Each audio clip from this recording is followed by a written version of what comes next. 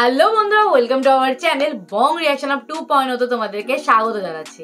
আমি রিয়া, আমি রাজীব, আর আমরা রিয়াক্ট করতে বসেছি bachelor point season 3 episode number 28 first clip. একদম। তো বেশি দেরি না করে দেখবো এই ক্লিপটা কি হতে চলেছে, কারণ আগের ক্লিপে অবধি খুব মজা পেয়েছি আমরা, মানে বলতে পারো ব্যাচেলর পয়েন্ট সিজন 3 প্রথম থেকে এখনো অবধি মজাই ভরপুর। একদম একটু বোর হইনি আমরা রিয়াক্ট করতে করতে, আর মানে দারুণ লেগেছে, উল্টো আরো এখন বেশি ইন্টারেস্ট বাড়ছে।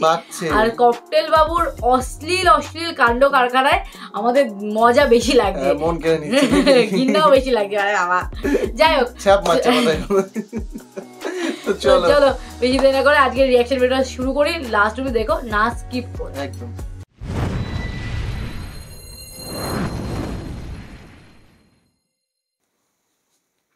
তাহলে কাবিল আর শুভ আমার লগে ফাবল লয়ে লইল। হাই দাদু, এক্সের ফাপড় নেছে আপনার সাথে। তুই যা আমার লগে ডিটারজেন্ট লয়, আমি একটু পুরা সাতটা জুইরা বুক ফুলায় হাঁটি। হ্যাঁ, একদিন বুক ফুলে হাঁটতে পারিনি, এবারে এই করবে না। আজকে একেবারে এক্সের বুক ফুলাই হাঁটতেইবে। এতদিন খালি এরে বেরে বেড়াইছে, এখন ডিটারজেন্ট লাগবে। ঠিকই আছে, ভাই বেশি বেশি করে ছাদে উঠা বন্ধ করে দিয়েছি না, পাগলের মতো এই করছে, পাগলের মতন এদিক ওদিক ঘুরে ঘুরে বুক ফুলে এই করে যাচ্ছে। পুলিশ দেখে এমনি এত ভয় পায়। আমার এত কাজীর লগে শুধু শুধু ওর সাথে তো ক্যাসাল বাঁধাইয়া রেখে লাভ নেই বেড়া, দিলি তার মুখটা নষ্ট করি। তুই কি সাসা মুখটা ভালো থাকুক, এই তুর্যর কথা কইলি আর মাথার বিষ উঠি যায়। আমি খালি ওয়েট করতেছি কোন দিন হিগারে বাটে খাইম, বাটে খাইলে হিগারে কিসকি দিয়ে দিও, আর কিসকি তো হিগার জীবনে বাইরে দেখতো না। আর যদি হিগারে নোয়াখালী পাইরে বন্ধু, হিগারে মাড়ি দিয়ে মাটির উপরে বড়ি গাছ লাগাইম, আর সে বড়ি গাছ তখন বড়ি হারে আমরা বেগুনি মেরে লবণ মুড়ি দিয়ে বড়ি খাইম। বেটা তুই না ভুল চিন্তা ভাবনা করতে আসো। মোরা কি ঢাকা শহরে এরকম জ্ঞানজাম করতে আসছি? হ্যাঁ, এসব মারামারি টানামারি করতে আসছি? মোরা তো পড়ালেখা করতে আসছি বেটা। তো মোরা যদি পড়ালেখা তুই এগুলো লইয়ে বইয়ে থাকি, ঠিক আছে, মাথা গরম হয়েছে, একটা ক্যাসাল করে ফেলছি, তাই এখন জিনিসটা ঠিক করে ফেলি, না হলে তো এটা চলতেই থাকবে। মোরা তুর জোরে পাবো, যাইয়ে তারে দাবার দেবো, আবার তুর জমা করে পাবে, তুর জমা করে দাবার দেবে। তো এটা তো নেভার এন্ডিং প্রসেস হয়ে যাইতেছে বেটা। যদি কোনো অ্যাক্সিডেন্ট হয়ে যায় এগুলো করতে গিয়ে পরে সামাল দিবে কেডা? তুই না সামাল দিয়ে ফেলবি। তোর আম্মা নোয়াখালীর চেয়ারম্যান, তোর প্রশাসনিকভাবে অনেক পাওয়ার আছে, সব কিছু আছে, টাকা পয়সা আছে, তুই তোর বিষয়টা সেটেল দিয়ে ফেললি। তো মুই কি করবো বেটা?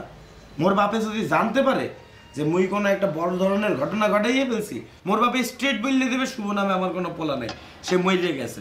তখন মুই কি করবো? মোর পড়ালেখাও যাবে, সব কিছু যাবে। মুই তো হাসরে দেখে পড়ালেখা করে একটা ভালো জায়গায় যাইতে চাই, বুঝো না বেটা?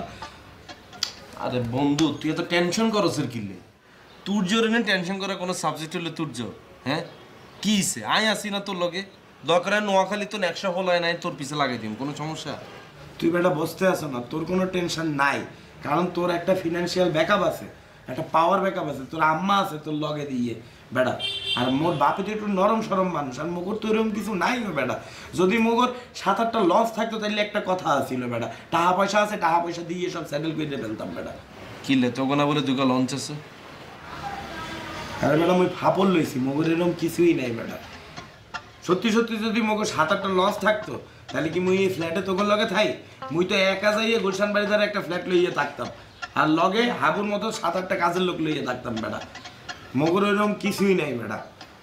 আব্বা ওই 3-4টা দোকান আছে বাজারে, আর মগর জায়গা জমি এগুলো ভাড়া টাড়া দিয়ে চলে, আর মাঝে সাঝে মোটা টাকা পাঠায়। তো মোর তো সেই ব্যাকআপটা নাই গাবিলা। মোর যদি কিছু হয়ে যায় বেটা, মুই সামাল দেবো কেমনে বেটা?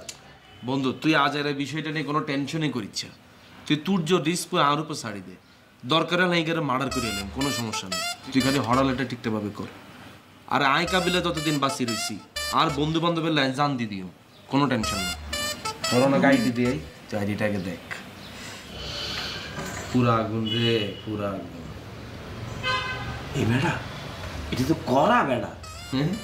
বেটা আইডিটা দেখতে দে তো, পরে রিকোয়েস্ট পাঠাইছো? পাঠাইছি, অনেক সেভ করো, মুইও পাঠাইয়ে দিই দোস্ত।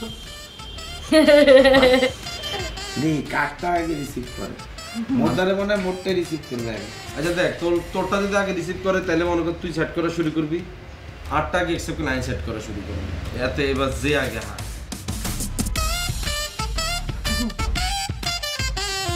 পাগলা ভাই সারাদিন আর কি নামছে না। সানগ্লাস পরে বেরিয়ে আবার উঠেছে ছাদে। এরে ভাই আপনি কাম করে আরেক বিপদে হালাইবেন, আপনি কিতেন সাথে এসছেন ভাইয়া, আমি মানা করছি না একবার সাথে আসিয়েন না, এখানে কত প্রশাসনের লোকজন থাকে, আপনার কোনো আইডিয়া আছে? তোরা আমার লগে ফাপড় নিছস, আশেপাশে কোনো আর্মি অফিসার, পুলিশ অফিসার, প্রশাসনের কেউই থাকে না। আমি সব খোঁজ লইছি, পাশের বাসার আপার জামাই থাকে বিদেশ, সুইডেন থাকে, ওইটাও আমি জানি। যে বেড়া আপনার কথা এটা কইছে এতারা ডাক কেনা না সামনে, এতারে কই আমরা যেতে ধরা খাইয়াম, আমরা যেতে বিপদে হড়ুম, এর থেকে তুই নেওয়া আছে ব্যায়াম করে। হ্যাঁ কথাটা কে কইছে আপনারে? হাবু কইছে। আপনি কি ভাই হাবুরে বিশ্বাস করেন না আরে বিশ্বাস করেন? অবশ্যই হাবুরে। ঠিক আছে, আপনি যদি হাবুরে বিশ্বাস করে থাকেন তাহলে আপনি খাইবেন আর কি? এই কই আল্লাহ বাসেনি ভাইয়া, আপনি কোন বেড়া জামাই বিদেশ থাকে, বেড়া জামাই তো বিদেশি থাকে, এতে সাউথ আফ্রিকা মিশনে গেছে, গতকাল রাতে আসছে এতে বাংলাদেশে। আজ যদি ঘরের ভিতরে যদি দেয় হাতে সিসিটিভির ভিতরে আপনি ঢুকে গেছেন, আপনি বুঝেন আপনার অবস্থা কি? আর ফাপড় লইস না, এখন ক এই বাসার এক আপা আছে দেই, এর কি কোনো বাচ্চা কাচ্চা আছে? এই বাসাত নি হ্যাঁ।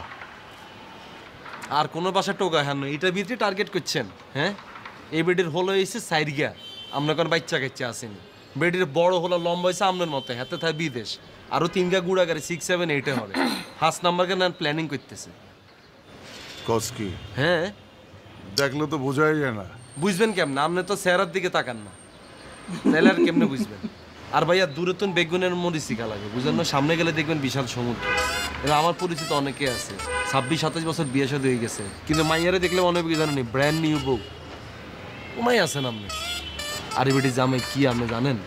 এবারে জামাই ফায়ার সার্ভিসে চাকরি করে ভাইয়া, আপনি এমনি ঢুকে গেছেন, একদিকে আর্মি একদিকে ফায়ার সার্ভিস, আপনার জীবনে যে কি শনি আইতেছে এটা আপনার কোয়ালাইন দেখতে আইতেছি ভাইয়া, বই থাম সমস্যা নেই। আর কি আছে এতে ধরা খাইবেন, এতে কাবিলা করতে নাইতেন না, কিন্তু আরে চাপ দিয়ে না, তোর আম্মারে ফোন দে, চেয়ারম্যানের ফোন দে, এটা কিন্তু আর করতে নাইতেন না কই দিন না কমু না, যা বুঝেন না? অন চলেন নিচে চলেন, খানা দানা করবেন আইয়েন। না আমি এখন থেকে ছাদেই থাকবো বেশিরভাগ সময়। ছাদে থাকবেন মানে? হ্যাঁ এন্দি থাকবেন? হ্যাঁ। ঠিক আছে থাকেন। তগো ফাপড়ের লাইগা আমি আশেপাশের কোনো আগুনই দেখতে পারি নাই, এখন আমি আগুন পোহামু। আগুন পোহাবে? আবার বেশি হুড়ি যায়েন না আগুন। আমি এখন থেকে বেশিরভাগ সময় ছাদে থাকবো। হন কি ভাই খেতা বালিশ আনে দিতাম না আপনাদের? আয়না দিস, সন্ধ্যার পরে আয়না দিস, তখন আবহাওয়াটা একটু ঠান্ডা হইব, বইয়ের পরে আরাম পাবো। যা ঠিক আছে আপনি থাকেন ভাই, আর কোনো সমস্যা নেই। আপনি থাকলে তো আরো ভালো ভাইয়া, বুঝবেন বেডিগোর দিকে তাকাইবেন, যেতে বেডিরা দিত না, এতে কষ্টে ছাদের তো লাভ দিবেন। ভালো আছে থাকেন, আমি খেতা বালিশ আনে দিতেছি।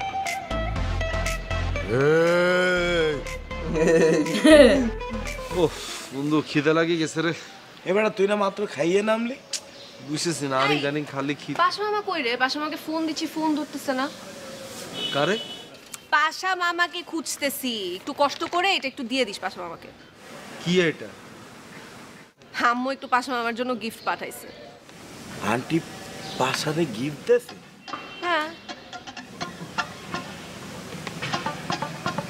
আমার বলে করছে বন্ধু তোর আম্মা ফাঁসা মেয়ারে কিলে গিফট দিলা, এটা তো বুঝলাম না। আমি আগে বুক চেপে দিয়েছে, কিলে গিফট দিল কোসেন? আচ্ছা হাতে কি তোর কোনো জাদু টোনা করছিস? জাদু টোনা করবে কেন? তুই জানিস না পাশা মামা যে আমার মাকে বোন বানাইছে, ওই বোনের টানে মায়া একটা গিফট দিছে, আর কি এটা এমন করার কি আছে? উনি ওদিন কষ্ট করে আমাদের বাসায় আসে এতগুলা ফ্রুটস নিয়ে আসে, আম্মু একটা গিফট দিবে না? এ পাশা কি করছে? তোদের বাসায় ফ্রুটস নিয়ে গেছে? হ্যাঁ। এটা কই কি? হ্যাঁ খারাপ না, মোরটা হাতও মোরদারই আছে।